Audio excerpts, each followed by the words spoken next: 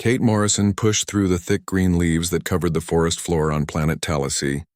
Her boots made soft sounds on the wet ground as she walked deeper into the woods. She carried her research equipment in a heavy pack on her back and held her scanner in one hand. The device beeped quietly as it found new plants and animals to study. Kate worked as a scientist for the Earth government. Her job was to learn about life on new planets that humans had found. Talasea was one of these new worlds. The planet had thick forests, tall mountains, and clean rivers. Many strange animals lived here that she had never seen before. She stopped walking and looked at her scanner. It showed something big moving through the trees ahead of her. Kate felt excited because she loved finding new creatures. She put the scanner away and took out her camera. Whatever was making noise in the bushes might be something important for her research. The morning sun came through the trees and made patterns of light on the ground. Birds sang in the branches above her head. Kate felt happy to be working in such a beautiful place. She had been on Talasea for 3 weeks now and still found new things every day. A loud roar broke the peaceful quiet of the forest. Kate stopped moving and listened carefully. The sound came again, deeper and more angry than before. This was not the noise of any animal she had heard on this planet. Her heart began to beat faster as she realized something dangerous might be nearby. She heard another sound mixed with the roaring. It was high and sharp, like someone crying for help. Kate knew right away that it was the voice of a young person in trouble. Without thinking about her own safety, she ran toward the sounds. Kate pushed through branches and jumped over fallen logs as she hurried through the forest. The crying became louder and more scared. She could also hear heavy footsteps and the sound of something large moving through the trees. Her mind raced as she tried to think of what could be happening. She reached the edge of a small clearing and saw something that made her stop in shock. A huge bear-like creature stood on its back legs in the middle of the open space. The animal was much bigger than any bear Kate had ever seen on Earth. Its fur was dark brown and its claws were long and sharp like metal. The creature was at least 10 feet tall and its eyes glowed red with anger. At the bottom of a tall tree, a young boy pressed his back against the trunk. He looked human, but his skin was darker and his long black hair was tied with colored strings. He wore clothes made from animal skins and had paint on his face in red and white patterns. The boy could not have been more than 12 years old. The giant bear moved closer to the boy and raised its massive paws. The child tried to climb the tree, but the bear was too fast. Its claws reached out toward the boy's legs. Kate knew she had only seconds to act before something terrible happened. She dropped her research pack and pulled out her plasma rifle. The weapon was meant for protection against dangerous animals, but she had never used it on anything this big. Kate took aim and fired a bright blue beam at the creature's shoulder. The energy blast hit the bear and made it roar in pain and surprise. The huge animal turned away from the boy and looked at Kate with its angry red eyes. She could see that her shot had hurt it, but not enough to stop it. The bear began to move toward her, its heavy feet shaking the ground with each step. Kate fired again, this time aiming for the creature's chest. The plasma beam hit its target and the bear stumbled backward. But instead of running away, the animal became even more angry. It stood up on its back legs again and roared so loud that Kate's ears hurt. The boy was still pressed against the tree, too scared to move. Kate could see that he was hurt. There was blood on his arm and leg where the bear's claws had touched him. She knew she had to get the creature away from the child before it could hurt him worse. Kate reached into her belt and pulled out 2 emergency flares. These were bright lights meant to signal for help, but they also made a lot of noise and fire. She hoped the bear would be scared of the flames and smoke. She lit both flares at the same time and threw them at the giant creature. The flares exploded in bright red light and made loud hissing sounds. Thick smoke filled the air around the bear. The animal roared again and swung its claws at the burning lights. The bear did not like the fire and smoke. It moved away from the flares and looked around with confusion. Kate used this chance to run toward the boy. She had to reach him before the creature decided to attack again. The child was hurt worse than Kate had first thought. The bear's claws had cut deep wounds in his arm and left leg. Blood was running down his skin and he looked very weak. His dark eyes were wide with fear and pain. Kate knelt down next to the boy and opened her medical kit. She had supplies to treat injuries, but she was not a doctor. She did her best to clean the wounds and put bandages on them. The boy watched her work but did not try to speak. The bear was still confused by the smoke and fire, but Kate knew it would not stay away for long. She had to get the boy to safety quickly. The child was too hurt to walk on his own, so she would have to carry him. Kate put her arms under the boy and lifted him up. He was heavier than she expected, but fear gave her extra strength. The boy made a small sound of pain but did not fight against her help. She looked around the clearing and tried to remember which way led back to her camp. The smoke from the flares was making it hard to see clearly. Behind her, she could hear the bear moving around and making angry sounds. Kate chose a direction and began to run through the forest with the boy in her arms. Branches caught at her clothes and scratched her face. Her back hurt from carrying the extra weight, but she did not slow down. She could still hear the giant creature behind them, and she knew it might follow their trail. The boy's head rested against her shoulder as she ran. He was breathing fast and his skin felt hot with fever. Kate worried that he might be hurt worse inside than she could see. She had to find help for him soon or he might die from his injuries. As she ran through the trees, Kate realized she was making a choice that would change everything. The rules said she should not make contact with the people who lived on this planet. But she could not let a child die when she had the power to save him. Her human heart was stronger than any rule made by people far away. The forest seemed to go on forever as Kate carried the wounded boy toward an uncertain future. Kate ran through the forest with the injured boy in her arms for what felt like hours. Her muscles burned and her lungs hurt from breathing so hard. The child had become quiet and still, which worried her more than when he was crying. She could feel his warm blood soaking through her shirt where his wounds pressed against her. She knew she was breaking the most important rule that Earth's government had made about new planets. The first contact protocol said that humans must never interfere with native people. Scientists were supposed to watch from far away and learn about alien cultures without being seen. Making contact could change these people's way of life forever. But Kate could not think about rules when a child's life was in danger. She had taken an oath as a scientist to help all living things. That oath meant more to her than any order from people who had never been to this planet.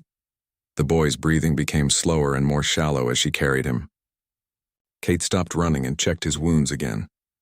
The bandages she had put on were now red with blood.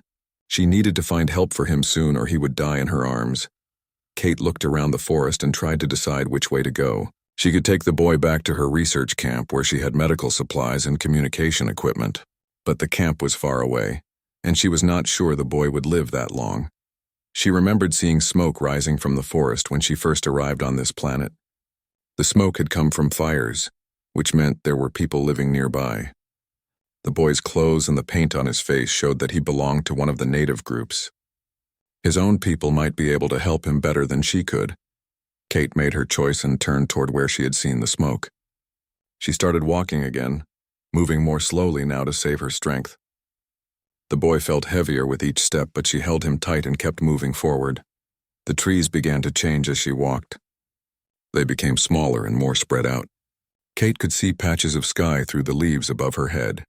She also noticed that some of the trees had marks carved into their bark. The marks looked like symbols or pictures that meant something to the people who made them. A new smell reached her nose as she walked.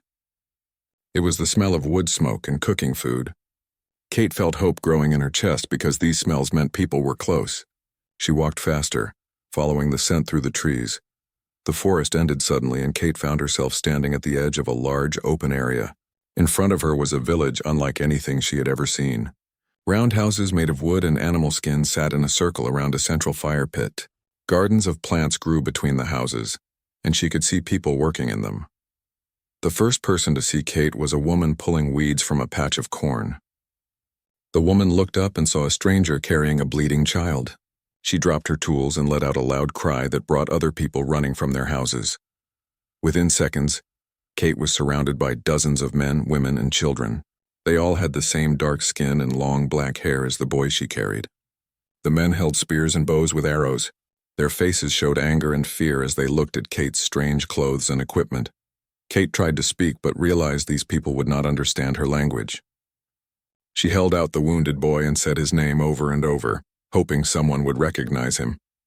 An older woman pushed through the crowd and gasped when she saw the child's face. The woman reached out to take the boy, but the men with weapons stepped in front of her. They pointed their spears at Kate and shouted words she could not understand. Their meaning was clear, though. They wanted her to leave and never come back. Kate shook her head and pointed to the boy's wounds.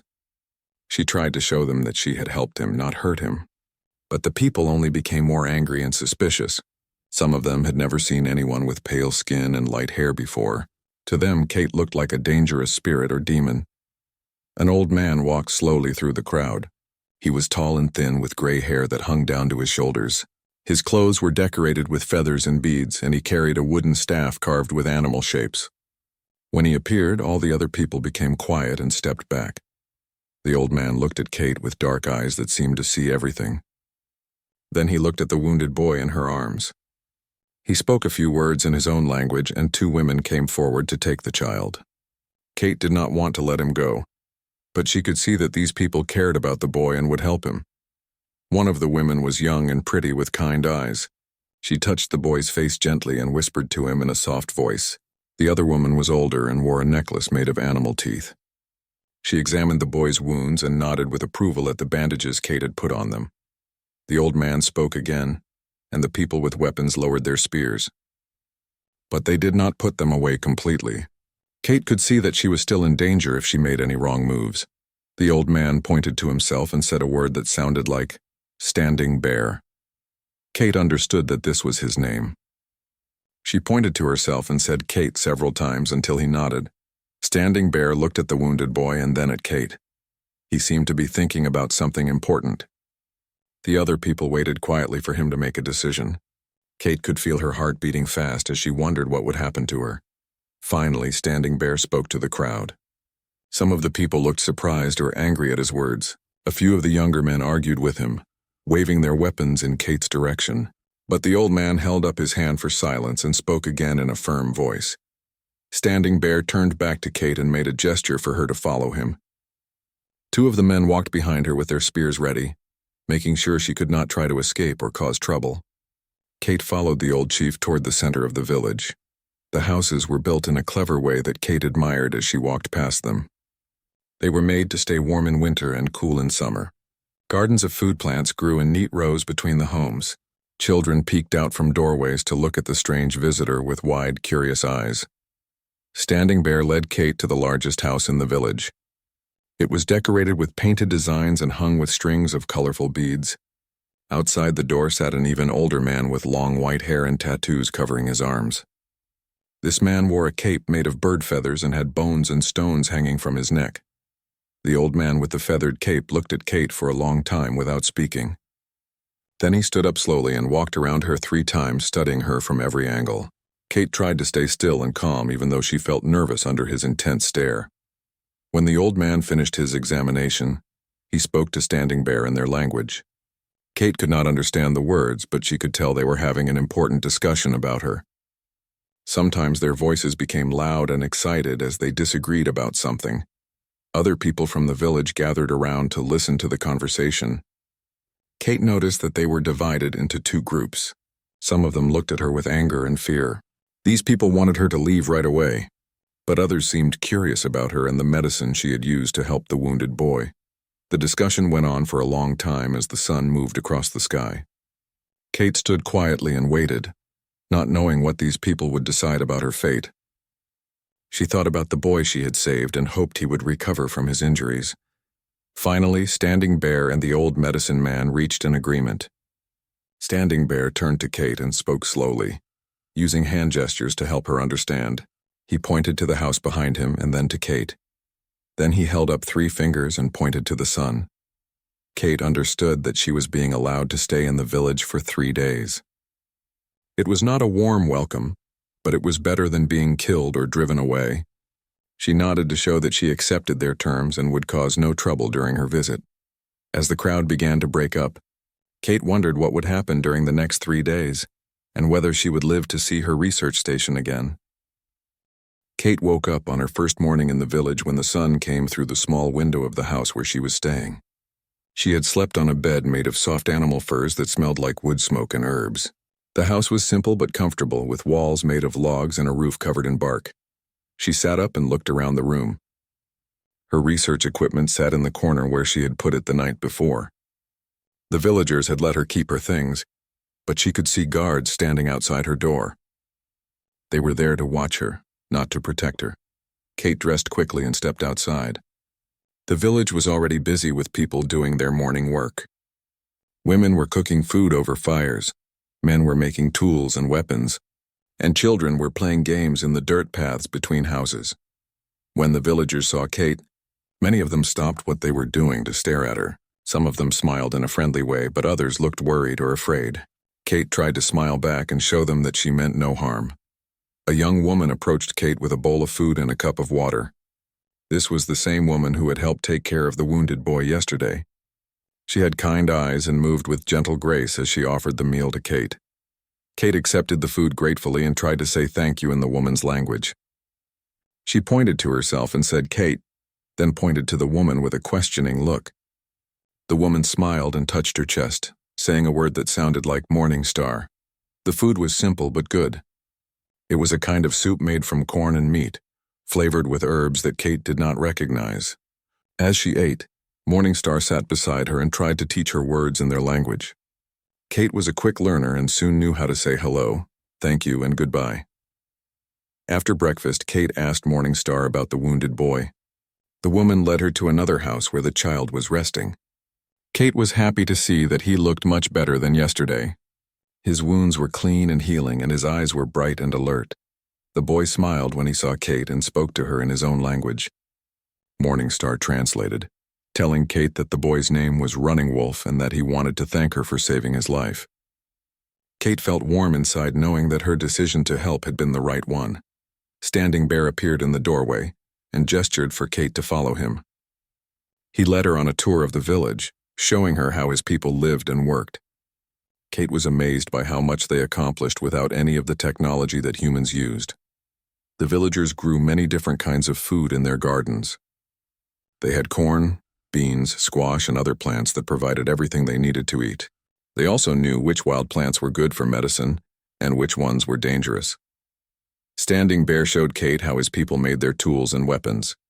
They worked with stone, wood, bone, and metal to create everything from cooking pots to hunting arrows. Their craftsmanship was excellent, and Kate could see that each item was made with great skill and care. What impressed Kate most was how the villagers worked together as a community. Everyone had a job to do, and they helped each other without being asked. Children learned by watching adults, and older people shared their wisdom with younger ones.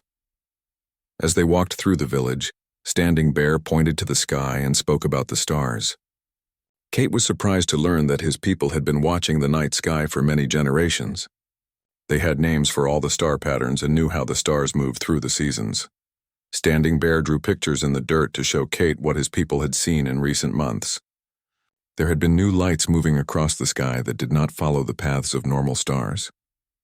Kate realized he was talking about human spaceships, though he did not know what they really were.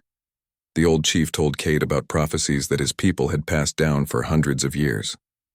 The prophecies spoke of sky people who would come from the stars. Some stories said these sky people would bring gifts and knowledge. Other stories warned that they would bring danger and death. Kate felt a chill when she heard these prophecies. They showed that Running Wolf's people had somehow known that visitors from space would come to their world. She wondered if other native groups on the planet had similar stories. In the afternoon, the medicine man called Wise Owl invited Kate to watch him work. He was treating an old woman who had pain in her joints. Kate observed as he used herbs, massage, and singing to help the woman feel better. Wise Owl was very interested in the medical supplies that Kate had used to treat Running Wolf. He examined her bandages, antiseptic, and pain medicine with great curiosity. Kate tried to explain how these things worked, using simple words and gestures. The medicine man showed Kate some of the plants he used for healing. Many of them had properties similar to medicines that humans made in laboratories. Kate realized that Wise Owl knew as much about healing as many doctors on Earth, even though he had learned it all from nature. Kate decided to share some of her knowledge with the village healer. She showed him how to clean wounds properly to prevent infection. She also taught him about germs and how they cause disease, using drawings in the dirt to explain things he could not see. Wise Owl was a quick learner and understood Kate's lessons right away. He began to ask questions about human medicine and how it could be combined with traditional healing methods. Kate was careful to only teach him things that would help his people without changing their culture too much. As the day went on, more villagers began to approach Kate with curiosity instead of fear. The children were especially brave, coming close to touch her strange clothes and equipment. Kate let them examine her scanner and camera, though she was careful not to let them break anything important. In the evening, the whole village gathered around the central fire for their evening meal. Kate was invited to sit with Standing Bear and the other important people. They shared their food with her and listened as she tried to tell them about her own people and the world she came from. Kate used simple words and hand gestures to explain that she came from a planet far away among the stars. She told them that her people were explorers who wanted to learn about other worlds and the beings who lived on them. Standing Bear asked many questions about Kate's people and their reasons for coming to this planet. Kate tried to be honest while also being careful not to frighten the villagers. She explained that humans were curious about other forms of life and wanted to understand how different peoples lived. The old chief seemed satisfied with Kate's answers. He told her that his people had always believed that life existed among the stars and that someday they would meet other intelligent beings.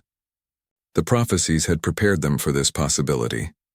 As the fire burned low and people began to return to their houses, Kate felt that she had learned more in one day than in all her weeks of research. She had discovered that Running Wolf's people were not primitive savages as some humans might think. They were intelligent, caring, and wise in ways that her own people had forgotten. Morningstar walked Kate back to her house and helped her prepare for sleep. Before leaving, she spoke a few words in her own language and touched Kate's hand gently. Kate understood that the woman was wishing her pleasant dreams. As Kate lay down on her bed of furs, she thought about everything that had happened since she saved Running Wolf from the giant bear. She had broken the rules of first contact, but she had also opened a door between two worlds. Tomorrow would be her second day in the village, and she wondered what new things she would learn. Outside her window, Kate could hear the sounds of the village settling down for the night. Guards still watched her house, but she no longer felt like a prisoner. Instead, she felt like a guest who was slowly becoming a friend. The stars shone brightly through her window, and Kate thought about how they connected her world to this one. Somewhere among those distant lights was Earth, where people were waiting for her reports about this new planet. She wondered what they would think when they learned about the amazing people she had met here. Kate closed her eyes and drifted off to sleep, dreaming of a future where humans and Running Wolf's people could learn from each other and become allies among the stars. Kate's second day in the village passed quickly as she continued to learn about the people and their ways. Running Wolf was now strong enough to walk around, though he still moved slowly because of his healing wounds. The boy followed Kate everywhere, watching her with curious eyes and asking questions through Morningstar, who had become Kate's translator. The young warrior wanted to know everything about Kate's world and her people. He was especially interested in her weapons and tools, marveling at how they worked without fire or muscle power. Kate showed him her scanner and explained how it could detect living things from far away. Running Wolf thought this was the most amazing magic he had ever seen. On the morning of her third day, Kate woke to find the village buzzing with unusual activity. People were decorating their houses with colorful feathers and flowers. Women were preparing special foods that she had not seen before. Men were painting their faces with red and white designs and putting on their finest clothes. Morningstar came to Kate's house carrying a beautiful dress made from soft deerskin. The dress was decorated with beads and feathers in patterns that told stories. Morningstar gestured for Kate to put on the dress, but Kate shook her head and pointed to her own clothes. The young woman became insistent, speaking rapidly in her own language and making urgent gestures. Kate could tell that something important was about to happen, and that she needed to dress properly for it. She finally agreed to wear the native dress, though she felt strange putting on clothes that belonged to another culture. When Kate stepped outside wearing the deerskin dress, the villagers who saw her smiled and nodded with approval. The dress fit her well and made her look less like an outsider. Children gathered around to admire the way she looked and to touch the soft leather with their small hands. Standing Bear appeared and motioned for Kate to follow him to the center of the village. As they walked, Kate noticed that all the villagers were moving in the same direction. Everyone was dressed in their best clothes and carried items that seemed important to them. The central area around the fire pit had been transformed into something that looked like a ceremonial space. Colorful blankets were spread on the ground in a large circle. Drums and other musical instruments sat waiting to be played. Bowls of paint and brushes were arranged on a wooden table. Standing Bear led Kate to a place of honor near the fire and gestured for her to sit down. Running Wolf limped over and sat beside her, his face glowing with excitement. Morningstar and Wise Owl took their places in the circle, along with all the other important people in the village. The ceremony began when Standing Bear stood up and raised his staff toward the sky. He spoke in a loud, clear voice that carried to every person in the gathering. Though Kate could not understand his words, she could feel the power and importance of what he was saying. Wise Owl stood next and began to tell a story that seemed to go back many generations. He spoke about the prophecies of the Sky People and how the ancestors had prepared for this day. His voice rose and fell like music as he painted pictures with his words. Then Running Wolf stood up, moving carefully because of his still healing wounds. The boy spoke about the giant bear that had attacked him and how Kate had risked her own life to save him. His voice was young but strong, and Kate could see tears in the eyes of many villagers as they listened to his story. Morningstar translated quietly in Kate's ear, telling her what each speaker was saying. Kate felt her own eyes fill with tears as she heard Running Wolf describe how frightened he had been and how grateful he was to be alive. One by one, other villagers stood to speak. An old woman talked about how Kate had shared her medicine with Wise Owl. A young man spoke about the kindness Kate had shown to the children. A mother described how Kate had helped her sick baby with herbs from her medical kit. Kate was amazed to learn how much the villagers had noticed about her behavior during her short stay.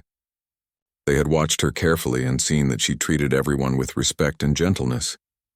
They had observed that she was willing to help anyone who needed it, even though she was a stranger in their land.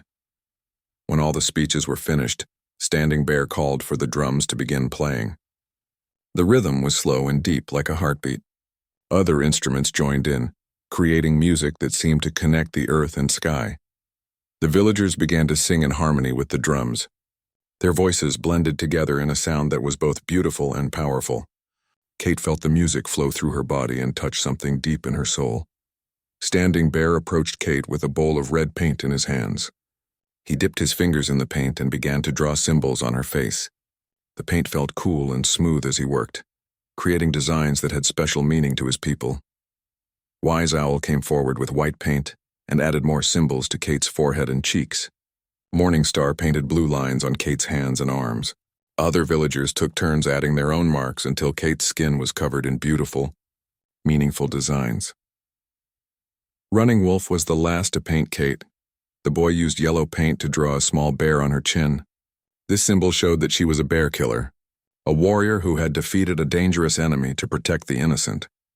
When the painting was finished, Standing Bear raised his staff again and spoke in a voice that shook with emotion. Morningstar whispered the translation to Kate, and she felt her heart begin to race as she understood what was happening. Standing Bear was declaring that Kate had shown the heart of a true warrior and the soul of a healer. He said that she had proven herself worthy of the highest honor his people could give. The entire tribe was swearing an oath of loyalty to Kate and her people for all time. The chief cut his palm with a sharp knife and let drops of his blood fall onto the ground. Then he handed the knife to Kate and gestured for her to do the same. Kate hesitated for a moment, understanding that this was a sacred ritual that would bind her to these people forever. She took the knife and made a small cut on her own palm. Her blood mixed with Standing Bear's on the earth, creating a bond that could never be broken. One by one, every adult in the village came forward to add their blood to the mixture. As each person cut their palm and let their blood fall, they spoke words in their own language. Morningstar translated their promises to Kate. They swore to protect her and her people from all enemies. They promised to share their knowledge and their land. They vowed to fight and die for her if necessary. Kate felt overwhelmed by the magnitude of what was happening. These people were offering her their complete trust and loyalty, based on one act of kindness. They were willing to risk everything to become allies with beings they had never seen before. When the blood ceremony was complete, Standing Bear gave Kate a new name in their language. He called her Bear Slayer, in honor of her courage in fighting the giant creature that had threatened Running Wolf. The villagers cheered and sang as they heard her new name.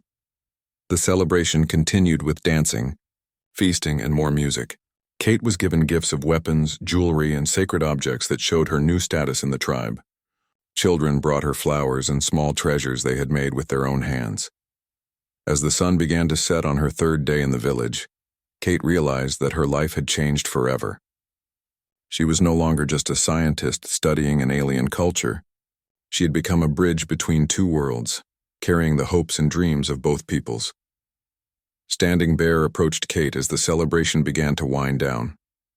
Through Morning Star, he told Kate that she would always have a home in their village. He said that the oath they had sworn would extend to all of her people when they came from the stars. Kate tried to express her gratitude for the honor they had given her, but words seemed too small for such a big moment. Instead, she simply bowed her head and touched her hand to her heart, showing respect in the way she had learned from watching the villagers. As the evening stars appeared in the sky above, Kate looked up and thought about her people far away. She wondered how they would react when they learned about the alliance that had been forged on this distant world.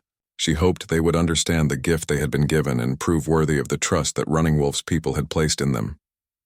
The oath of loyalty had been sworn, and there was no going back. For better or worse, the fate of two worlds was now connected by bonds of blood and honor that would last for all time. Kate stood at the edge of the village on the morning after the loyalty ceremony, preparing to return to her research station.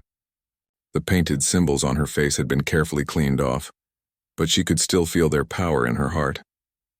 The deerskin dress had been replaced with her practical field clothes, though she carried the native garment in her pack as a precious gift. Running Wolf limped up to her, moving much better than he had just days before. The boy had grown attached to Kate during her stay and did not want her to leave. He spoke rapidly to Morning Star, who translated his urgent words. Running Wolf says he wants to come with you to see your sky people, Morning Star explained.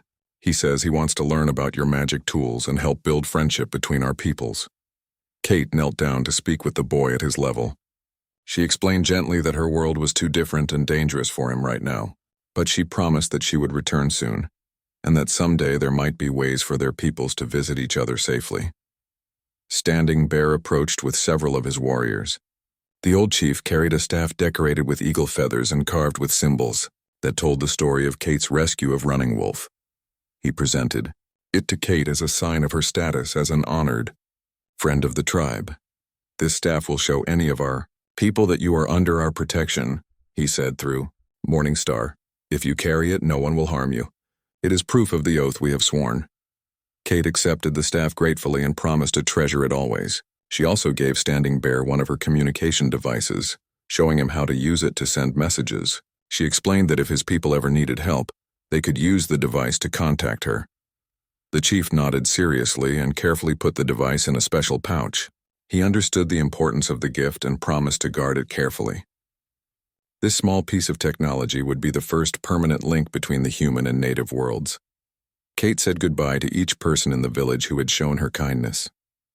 Wise Owl gave her packets of medicinal herbs and taught her how to use them. The women gave her food for her journey. The children gave her drawings they had made showing her fighting the giant bear. As Kate finally left the village and walked back into the forest, she felt like she was carrying the hopes and dreams of an entire people. The staff Standing Bear had given her felt heavy in her hands, not because of its weight but because of what it represented.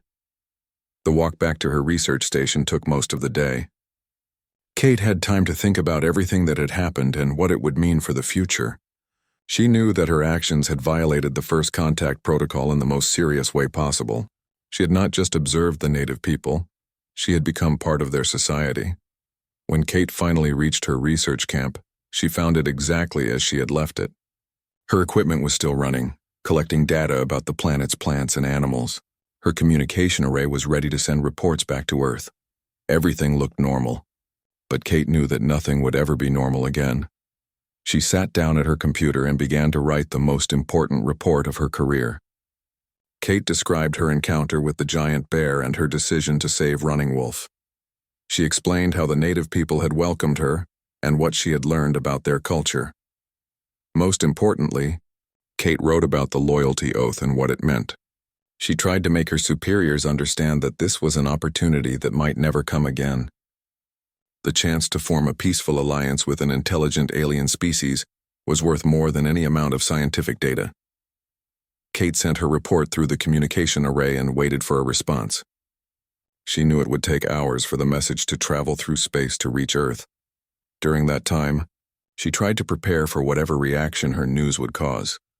She organized all the data she had collected about the native people.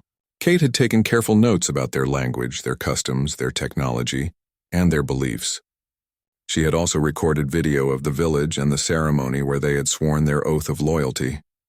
While Kate worked, she kept thinking about Running Wolf and whether his wounds would heal properly. She worried about Morningstar and hoped the young woman would remember the English words Kate had taught her. She thought about Standing Bear and wondered if he truly understood what it meant to ally with people from space. The first response from Earth came 18 hours later. Commander Jake Phillips, Kate's direct supervisor, sent a short message ordering her to return to the orbital station immediately. The message was cold and official, giving no hint of what consequences Kate might face. Kate sent back a request for more time to complete her research. She argued that leaving now would damage the relationship she had built with the native people. She pointed out that the Alliance offered humanity its first chance for peaceful contact with an alien civilization. The second response came even faster than the first. Commander Phillips was furious. His message accused Kate of endangering the entire mission and putting human lives at risk. He ordered her to pack up her equipment and prepare for immediate evacuation. Kate realized that her superiors did not understand the importance of what had happened. To them, she was just a scientist who had broken the rules and caused problems. They could not see the bigger picture or the opportunity that lay before them. She decided to send one more message, this time directly to the colonial administration on Earth. Kate wrote a detailed explanation of the native culture and the potential benefits of an alliance. She included all her research data and the recordings of the loyalty ceremony. Before sending the message, Kate added a personal note. She wrote about the courage it had taken for the native people to trust complete strangers. She described the wisdom and kindness she had found in their simple village. She asked the administrators to consider what humanity could learn from such people. After sending her final report, Kate began to pack her equipment. She knew that she would have to return to the orbital station and face the consequences of her actions, but she also knew that she had done the right thing, regardless of what happened to her career. As Kate prepared to leave the planet, she made one last visit to the village. She wanted to explain to Standing Bear that she was being called away, but that other humans would come to learn about his people. She hoped to convince him that not all sky people would be as understanding as she had been. The villagers welcomed Kate back with joy and surprise. They had not expected to see her again so soon. When she explained through Morningstar that she had to leave, many of them looked worried and sad. Standing Bear listened carefully to Kate's explanation of the situation. The old chief seemed to understand that there were problems among Kate's people about the alliance. He asked if the Sky people were angry about the oath of loyalty. Kate tried to reassure him that not all humans were opposed to friendship with his people. She explained that some of her leaders were just cautious about making contact with new civilizations. She promised that she would work to convince them that the alliance was good for both sides. Running Wolf was the most upset about Kate's departure. The boy had hoped to learn more about human technology, and maybe even visit the stars someday. Kate knelt down and spoke to him seriously, telling him that he had an important job to do. "You must help your people prepare for the changes that are coming," Kate told him through Morningstar. "Other humans will come to this world, and your people will need someone who understands both cultures to help them." The boy nodded solemnly and promised to be ready for whatever came next. Kate could see the intelligence in his young eyes and knew that he would indeed play an important role in the future of his people. As Kate said her final goodbyes, Standing Bear pulled her aside for a private conversation. The old chief spoke quietly, and Morningstar translated his words with reverence. "Standing Bear says that the spirits told him you would come to save his grandson," she whispered. "He says that the same spirits tell him that great changes are coming to our world. Some of these changes will be good, and some will be dangerous. But he believes that the alliance with your people will help us survive whatever comes." Kate felt a chill as she heard these words. She wondered what kind of dangers the chief was talking about, and whether the alliance would truly be enough to protect the native people from whatever threats lay ahead. With heavy hearts, Kate and the villagers said their final farewells. As she walked away from the village for the second time, Kate carried with her not just the staff and gifts they had given her, but also the weight of responsibility for two entire civilizations. The shuttle that came to pick up Kate was piloted by a young officer who had heard rumors about her situation. He was curious about what had happened, but professional enough not to ask questions. As they flew toward the orbital station, Kate looked down at the forest where she had made the most important decision of her life. She wondered if she would ever see Running Wolf and his people again, and what kind of future awaited both their worlds among the stars. Kate stood in the detention room aboard the orbital station, waiting to face the consequences of her actions. Through the small window, she could see the planet Talasea spinning slowly below. Somewhere on that world, Running Wolf and his people were going about their daily lives, unaware that their future hung in the balance. Commander Jake Phillips entered the room with a stern expression on his weathered face. Behind him came two other officers that Kate recognized from mission briefings. Their uniforms were crisp and their faces showed no emotion as they took their seats across from her. "Dr. Morrison," Phillips began, his voice cold and official, "you stand accused of violating the first contact protocol, endangering a colonial mission and acting without authorization in a hostile environment. Do you understand the seriousness of these charges?" Kate met his gaze steadily. "I understand that I saved a child's life and possibly opened the door to humanity's first peaceful alien alliance. I understand that sometimes doing the right thing means breaking rules made by people who have never faced the situations those rules are supposed to cover." Phillips slammed his hand on the table. "You had no right to make that decision. Your job was to study and observe, not to interfere with an entire civilization. You could have started a war or caused irreparable damage to their culture. Instead, I prevented a child from dying and gained the loyalty of an entire tribe." Kate replied calmly, "I've submitted my full report along with recordings and cultural data. The alliance they've offered us is unprecedented." One of the other officers, Captain Lisa Chen, leaned forward. "Alliance or not, Dr. Morrison, you've put us in an impossible position. The Colonial Administration is demanding your immediate recall to Earth for court-martial. This mission is being terminated." Kate felt her heart sink. If the mission was terminated, it would be months or even years before another expedition could be organized. By then, the opportunity to build on the relationship she had established might be lost forever. Before Kate could respond, an alarm began blaring throughout the station. Emergency lights flashed red, and the ship's communication system crackled to life with urgent messages from the bridge. "All senior officers report to the command center immediately," came the voice of the station's captain. "We have multiple contacts approaching the system at high speed." Phillips and the other officers exchanged worried glances. Unknown ships entering the system could mean anything from pirates to hostile aliens. They hurried out of the detention room, leaving Kate under guard but forgotten in the immediate crisis. Through her small window, Kate could see bright flashes of light in the distance as the station's sensors tracked the incoming vessels. Her guard, a young ensign named Tony Blake, kept glancing nervously between Kate and his communication device as updates streamed in from the bridge. "Ma'am," Blake said hesitantly, "the scanners are showing at least 20 ships in formation. They're not responding to our communication attempts and their design doesn't match any known human vessels." Kate felt a cold dread settling in her stomach. If hostile aliens were approaching Talasea, Running Wolf's people would be completely defenseless. Their bows and spears would be useless against energy weapons and orbital bombardment. The station shuddered as its engines came online and began moving to a defensive position. Kate could hear the sounds of crew members running through the corridors as they prepared for possible combat. The peaceful scientific mission had suddenly become a military situation. Blake's communication device buzzed with an urgent message. His face went pale as he read it. "Dr. Morrison, these ships are identified as Zephyrian. They're a warrior species that's been expanding aggressively through this sector. They don't negotiate. They just take what they want." Kate knew about the Zephyrians from intelligence reports.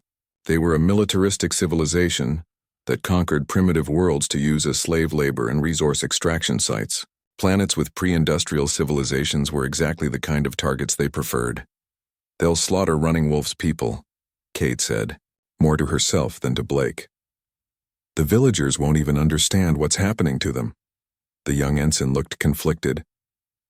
He had heard rumors about Kate's contact with the native population, and now he was beginning to understand the implications of the approaching threat. Commander Phillips's voice came over the intercom, addressing the entire station. All personnel, this is a code red situation. Long-range sensors have confirmed that we are facing a Zephyrian battle fleet. These aliens are known to be extremely hostile to human expansion, and will likely attempt to claim this system as their own. Kate pressed her face to the window, trying to see the enemy ships. She could make out tiny points of light moving against the stars, growing larger as they approached. Even from this distance, she could tell that the alien vessels were much bigger than the human research station. How many people are on this station? Kate asked Blake. About 200, he replied nervously.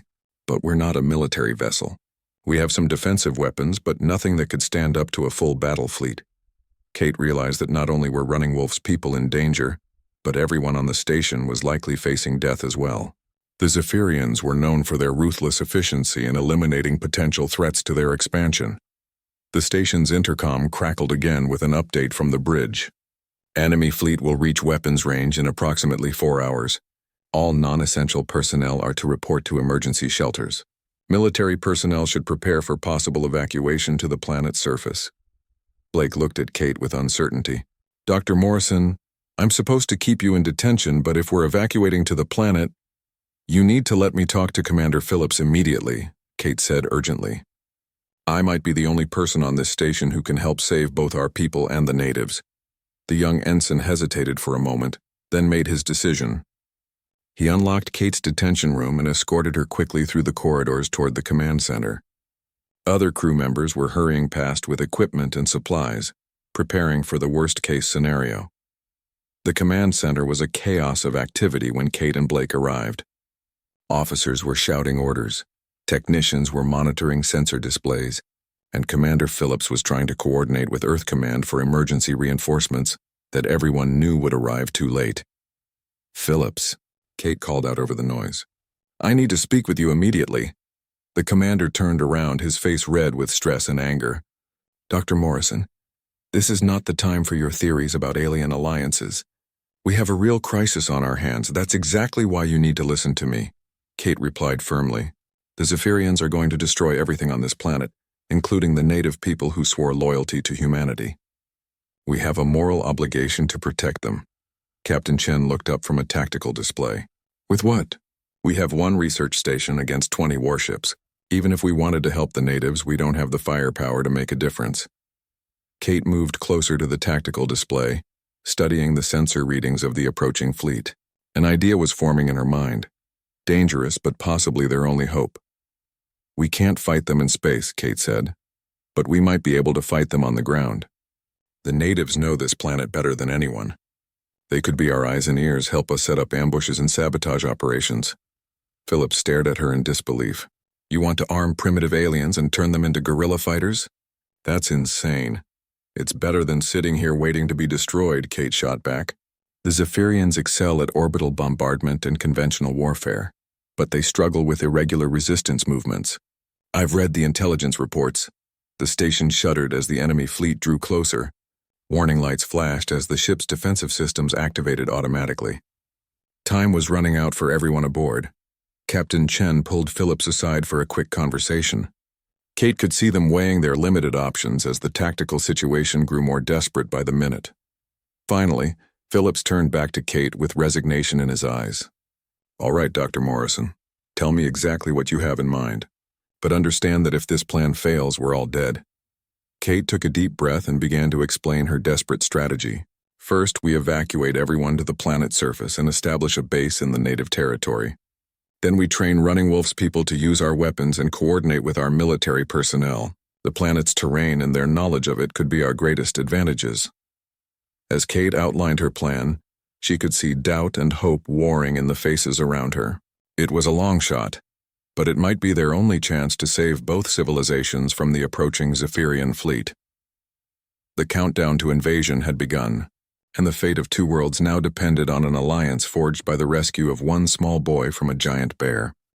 The evacuation from the orbital station began immediately as the Zephyrian fleet approached. Kate stood in the shuttle bay, watching crew members load essential equipment and supplies into the small transport ships. Everyone moved with quiet efficiency, knowing that their lives depended on reaching the planet's surface before the enemy arrived. Commander Phillips approached Kate with a crate of plasma rifles and ammunition. "I hope you're right about these natives of yours," he said grimly. "Because if they can't learn to use these weapons quickly, we're all going to die." Kate helped load the weapons into her shuttle. "They're intelligent and brave. They'll learn what they need to survive. The real question is whether we can earn their trust quickly enough to make this alliance work."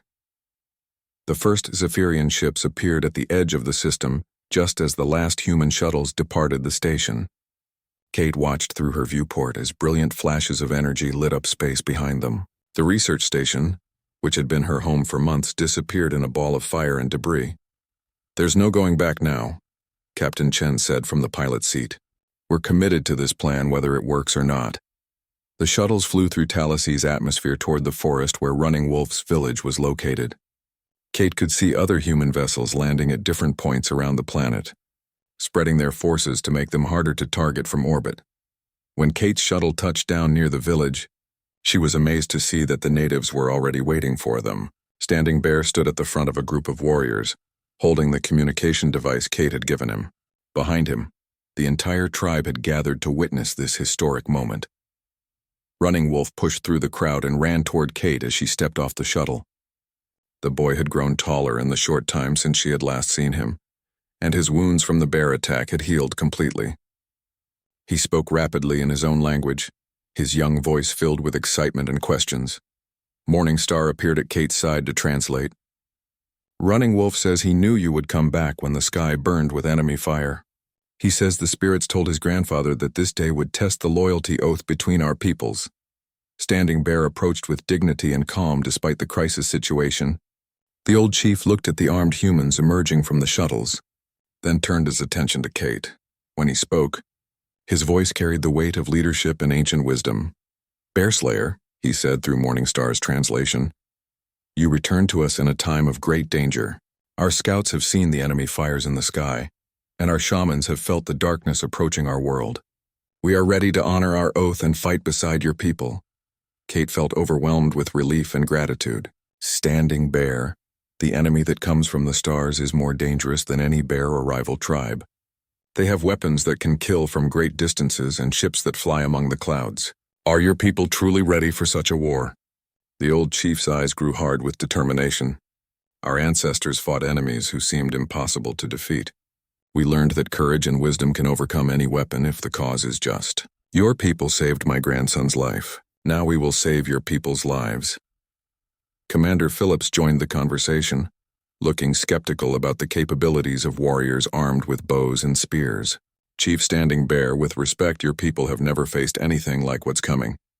These aliens have technology that makes our weapons look primitive. Standing Bear studied Phillips carefully, then spoke to Running Wolf in their native language. The boy nodded and ran toward the village, returning quickly with several other young warriors. Each of them carried a human plasma rifle and wore equipment that showed they had been practicing with advanced weapons. Kate stared in amazement. How did they get those rifles?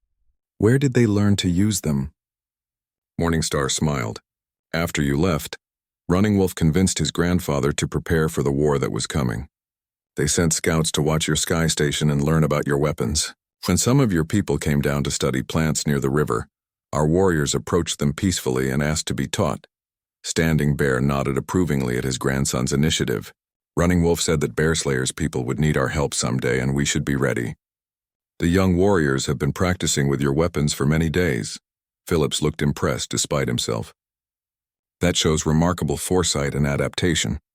But training with weapons is different from using them in actual combat against a superior enemy. As if summoned by his words, the sky above them suddenly lit up with streaks of fire as Zephyrian landing craft began descending through the atmosphere. The alien ships were sleek and deadly, gliding silently toward various points on the planet's surface. They're beginning their ground assault, Captain Chen reported, checking her scanner. Multiple landing sites across the continent. Looks like they're planning to establish control zones before moving inland. Kate turned to Standing Bear urgently. We need to get everyone to safety and start coordinating our resistance. Can your people guide us to defensible positions that the enemy won't expect? The old chief spoke quickly to his warriors, sending them running in different directions to spread the word. Within minutes, the village was emptying as families gathered their essential belongings and prepared to move to hidden locations in the deep forest. Running Wolf stayed close to Kate as they prepared to leave. The boy had appointed himself as her personal guard and translator, taking his responsibility very seriously. He carried both a traditional bow and a modern plasma rifle. Representing the bridge between two worlds, Bear Slayer, he said in careful English he had been practicing. My people know secret places in the mountains where the enemy ships cannot see us. We can fight them like wolves, striking fast and disappearing before they can respond. Kate smiled at his determination. Running Wolf, this will be very dangerous. You're still young and I don't want anything to happen to you. The boy straightened his shoulders proudly. I am a warrior now. The bear's claws made me strong and your medicine made me heal. I will protect you as you protected me. The group began moving through the forest toward the mountains, with native scouts leading the way and human soldiers providing security. Kate marveled at how quickly the two groups had learned to work together despite their vastly different backgrounds. As they traveled, reports came in over the communication devices about Zephyrian forces landing across the planet. The aliens were moving with typical efficiency, securing strategic locations and beginning to set up their occupation infrastructure. They're following their standard pattern, Phillips observed. Establish orbital control, land overwhelming force at key points, then systematically eliminate any resistance. The problem is this planet doesn't have any traditional strategic targets for us to defend. Standing Bear overheard the conversation and spoke to Morning Star, who translated his response. The chief says that the enemy thinks like conquerors, but this land belongs to the people who know its secrets. He says the mountains and forests will become traps for those who do not understand them. As if to prove his point, one of the native scouts returned with news that a Zephyrian landing force had set up a base near the river, where Kate had first done her research. The alien soldiers were clearing trees and building fortifications, completely unaware that they were being watched. How many enemy troops? Captain Chen asked. The scout held up his fingers to show the number and Morningstar translated. About 50 soldiers with heavy weapons and flying machines. They have built walls and placed guards, but they do not watch the water approaches. Kate could see Phillips and Chen exchanging glances as they realized the implications. The Zephyrians were powerful but not infallible. Their standard tactics assumed they were facing conventional military forces, not guerrilla fighters who knew every tree and rock in the area. We could hit them tonight, Phillips said thoughtfully. A surprise attack to test our combined capabilities and see how well your people fight alongside ours. Standing Bear nodded when the plan was explained to him. Tonight the moon will be dark and the river spirits will hide our approach. My warriors know how to move without sound, and your weapons will give us the power to strike hard. As evening approached, Kate watched the unlikely alliance prepare for their first battle together. Human soldiers checked their equipment while native warriors painted their faces with traditional war colors. Running Wolf insisted on joining the attack despite Kate's concerns about his safety. The bond between our peoples will be tested in fire, Standing Bear told Kate through Morning Star. If we can fight as one, we can defeat any enemy. If we cannot, then both our worlds will fall to darkness. Kate looked up at the stars beginning to appear in the twilight sky. Somewhere among those lights were the Zephyrian warships that could destroy the planet from orbit if the ground resistance failed. Everything now depended on whether the loyalty oath sworn by Running Wolf's people would prove strong enough to withstand the ultimate test of war. The attack on the Zephyrian river base began at midnight, when the moon was hidden behind thick clouds. Kate crouched beside Running Wolf in the tall grass near the water's edge, watching as native warriors moved like shadows through the darkness. Their faces were painted with war colors that helped them blend with the night, and they carried both traditional weapons and human plasma rifles. Commander Phillips lay flat beside Kate, speaking quietly into his communication device as he coordinated the attack with other human soldiers positioned around the enemy camp. The Zephyrians had built their base exactly as their military doctrine required, but they had not considered the possibility of an amphibious assault through the shallow river. Phase 1 begins now, Phillips whispered into his microphone. In the distance, Kate could see the first explosions as human demolition charges destroyed the alien communication array. The Zephyrian guards began shouting in their harsh language and running toward their defensive positions, but they were looking in the wrong direction. Standing Bear raised his staff and gave a silent signal. Immediately, dozens of native warriors rose from the water like river spirits, their approach having been completely undetected. They moved with deadly precision, using traditional stealth skills combined with modern weaponry. Running Wolf stayed close to Kate as they advanced toward the enemy perimeter. The boy moved with the confidence of someone who had grown up in these forests, finding paths through the darkness that Kate could barely see. His loyalty to her had never wavered, even in the face of mortal danger. The battle was swift and decisive. The Zephyrians were skilled soldiers, but they had been trained to fight conventional enemies using predictable tactics. They were not prepared for an enemy that could disappear into the environment and strike from unexpected directions.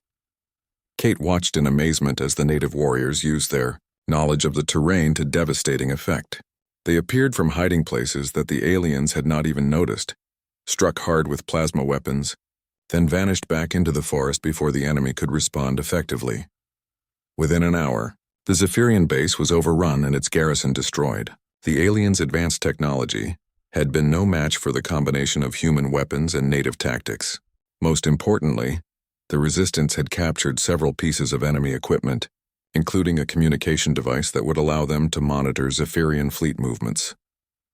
"This is just the beginning," Philip said as he surveyed the captured base. "When the Zephyrians realize they've lost contact with this unit, they'll send reinforcements. We need to be ready for their counterattack." Standing Bear nodded in agreement. Through Morningstar, he explained that his scouts had already identified other Zephyrian landing sites across the continent. Each enemy base was vulnerable to the same kind of surprise attack they had just executed. Over the following weeks, the Human-Native Alliance launched a series of coordinated strikes against Zephyrian positions. The enemy found themselves fighting an enemy they could not understand or predict. Their superior technology became a liability when they could not locate targets that seemed to materialize from the landscape itself.